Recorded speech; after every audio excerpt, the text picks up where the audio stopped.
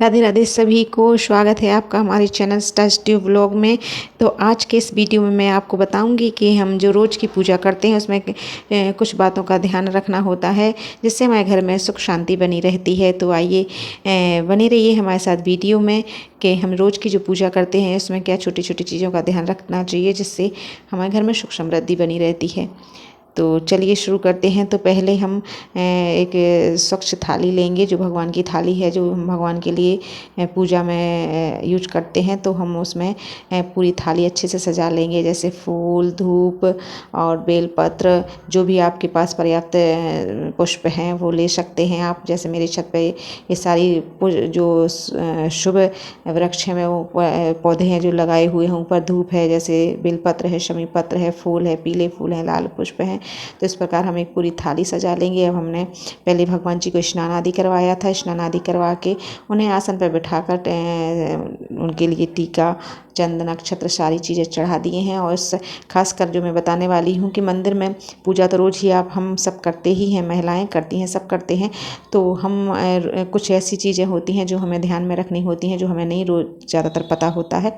जैसे हमें लोटे जल का थोड़ा छोटा सा एक कलश या कुछ भी आप लोटा या कुछ भी रख सकते हैं, तांबे का या स्टील का, जो भी आपके पास है। तो उसमें से थोड़ी सी चीनी या मतलब मीठा जल रखना चाहिए, जिससे घर में शुभ कार्य बनते हैं, अच्छा सुख शांति बनी रहती है। और हमें धूप, दीप, सभी चीज़ें, जो सामग्री आपके पास घर में पर्याप्त प्रसाद है वो आप पूजा में लगा सकते हैं। तो हम सबसे पहले पूजन करने से पहले हमें दीप जलाना होता है। तो क्योंकि पहले आप सब लोग, कई लोग ऐसे करते हैं कि पूरी पूजा कर लेते हैं बाद में दीपक जलाते हैं, तो नहीं, हमें सबसे पहले भगवान को स्नान आदि करवा कर उन्हें आसन पर बिठाकर वस्त्र आदि पहनाकर सबसे पहले दीप प्रज्वलित करना चाहिए। इसके बाद ही पूजा आगे बढ़ानी चाहिए। तो दीप प्रज्वलित करने के बाद मैंने सबको टीका वगैरह लगाया, फिर उसके बाद पुष्प आदि चढ़ाए और सारी चीज़ें करने के बाद फिर मीठा जल एक लोटे में भर के रखा था। इसके बाद आरती, सारी पूजा करने के बाद हम आरती भी करेंगे। आरती का क्या है कि आरती सारी पूजन के बाद ही की जाती है। जो भी हमारी पूजा में त्रुटि रह जाती है, जो छूट जाता है, हमसे भूल हो जाती है, तो उसके वो आरती, हम जो आरती करते हैं वो पूजा को संपन्न बनाती है।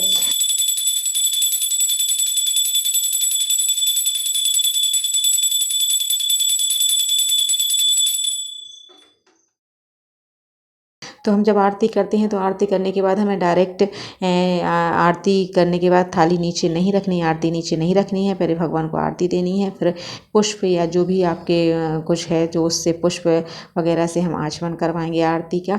और इसके बाद हम थाली को नीचे रखते हैं। ये छोटी छोटी चीज़ें हैं जो हमें जो पूजा के नियम हैं वो पूजा में जो कमी होती है उनको पूर्ति करती है।